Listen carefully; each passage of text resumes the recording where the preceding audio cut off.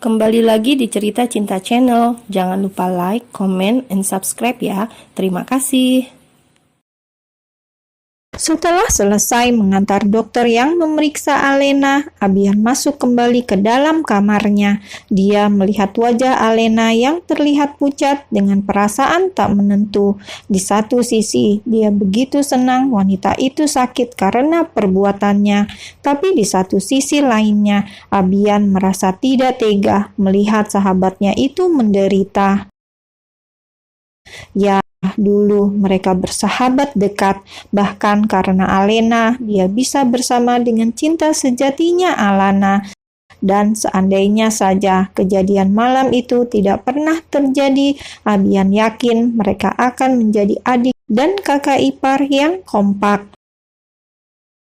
Dokter bilang kau hanya kelelahan dan dehidrasi, ucap Abian meskipun tahu Alena tidak akan mendengarnya.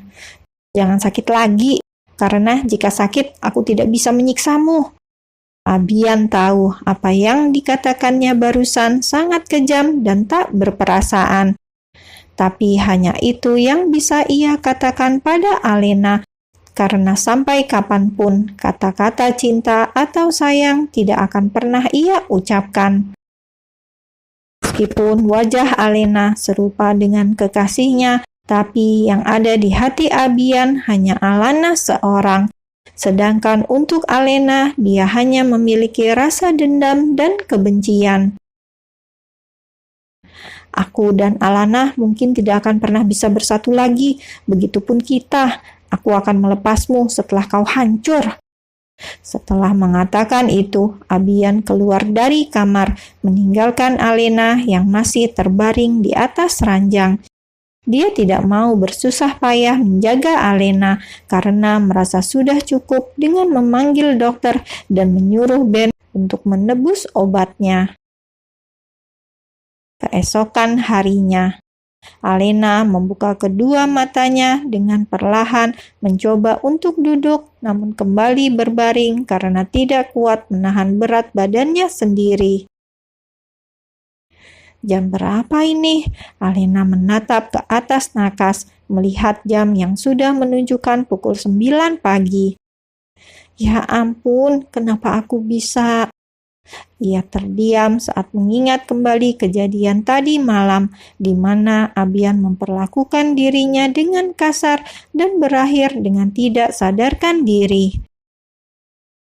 Alena yang masih merasakan tidak enak badan menatap ke seluruh ruangan dan baru tersadar masih berada di dalam kamar Abian. Dengan penuh harap, Alena mencari sosok pria itu, berharap Abian ada di dalam kamar. Namun harapannya sia-sia karena sosok tersebut tidak terlihat sama sekali. Memangnya apa yang kau harapkan, Alena? Abian menjagamu semalaman dan merasa khawatir, gumamnya dengan tersenyum sinis. Seharusnya kau itu bersyukur Abian tidak menyeretmu keluar dari kamarnya dalam keadaan pingsan dan membantumu mengenakan pakaian.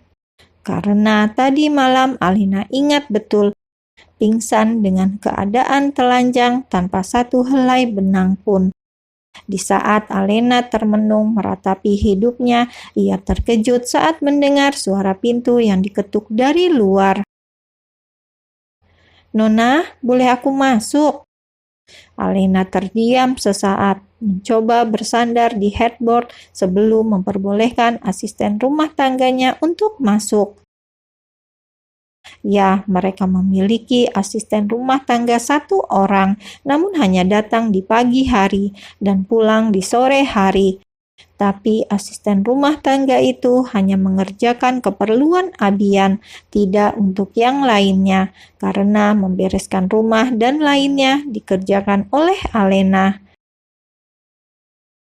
Coba kalian bayangkan seorang Alena Ricardo, putri dari keluarga kaya dan terpandang, berjibaku membersihkan dan mengurus semua kebutuhannya sendiri. Sesuatu yang terbilang sangat luar biasa, mengingat wanita itu selalu dilayani oleh pelayan dan tak pernah merasakan kesusahan sama sekali. Masuklah. Pelayan itu membuka pintu, berjalan masuk ke dalam kamar dan membawa makanan dan obat yang tadi diperintahkan Tuan Abian. Nona, makanlah dulu. Setelah itu minum obatnya. Pelayan tersebut menaruhnya di atas nakas. Apa Abian yang menyuruh menyiapkan ini semua?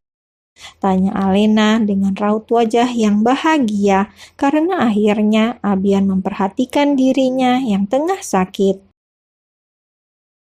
Tidak, Nona, semua ini atas dasar inisiatif Bibi karena melihat Anda sedang sakit.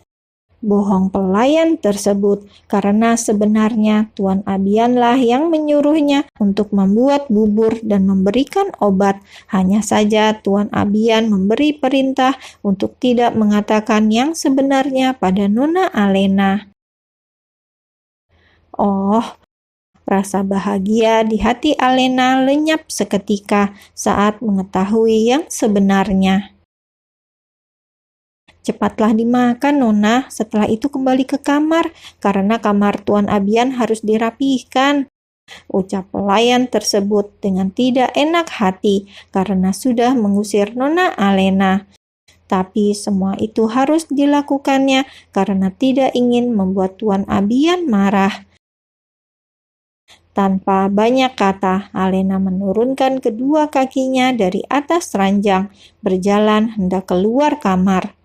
Nona, makanan dan obatnya? Ah iya, aku lupa. Alena menerima makanan tersebut. Tunggu Nona, tadi Tuan Abian menitipkan pesan kalau uangnya sudah ditransfer ke rekening Anda. Dek.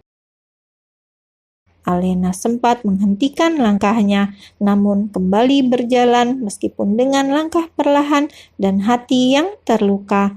Tapi seharusnya dia tidak boleh sakit hati, bukan? Karena uang bayaran itu memang layak diterimanya yang sudah memuaskan pria itu. 2 minggu kemudian, setelah Alena sakit dan terbangun di dalam kamar Abian 2 minggu yang lalu, dia tidak lagi bertemu dengan pria itu. Info yang Alena dapat dari pelayannya, Abian pergi keluar kota, entah untuk urusan apa. Meskipun terselip rasa curiga di dalam hatinya karena kepergian Abian yang cukup lama, namun Alena bersyukur karena setidaknya dalam 2 minggu ini dia bisa mengistirahatkan tubuh dan jiwanya. Alena juga bisa pergi keluar dan berjalan-jalan seperti yang saat ini tengah dilakukannya, pergi ke sebuah mal terbesar yang ada di Jakarta.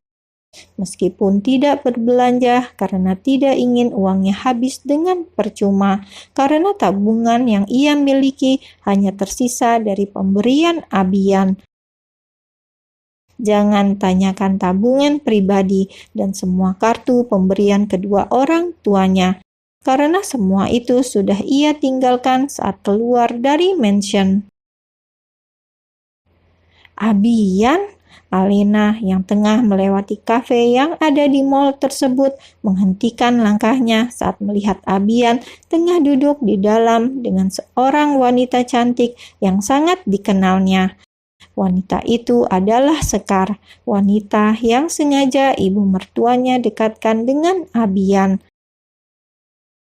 Alena merasa tidak terima Abian membohonginya seperti itu dengan berpura-pura pergi keluar kota, padahal pria itu berada di Jakarta tengah berdua bersama wanita lain. Jika 2 minggu yang lalu Alena diam saja saat melihat kedekatan mereka ketika berada di kediaman Atmajaya, bahkan sampai suaminya itu mengantarkan Sekar pulang, tapi tidak untuk kali ini. Dia tidak akan membiarkan satu wanita pun mendekati Abiannya.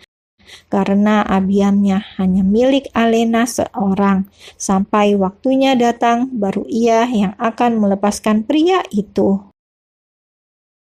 Biur! Dengan cepat, Alena menyiram wajah Sekar dengan air minum yang ada di atas meja. "Hei, apa yang kau lakukan?" Sekar berdiri dari duduknya, membersihkan rambut, wajah, dan pakaiannya yang terkena air minuman. "Alena, kau gila! Apa yang kau lakukan?" sentak Abian dengan wajah yang terkejut saat tiba-tiba saja Alena datang menumpahkan air minuman ke wajah Sekar.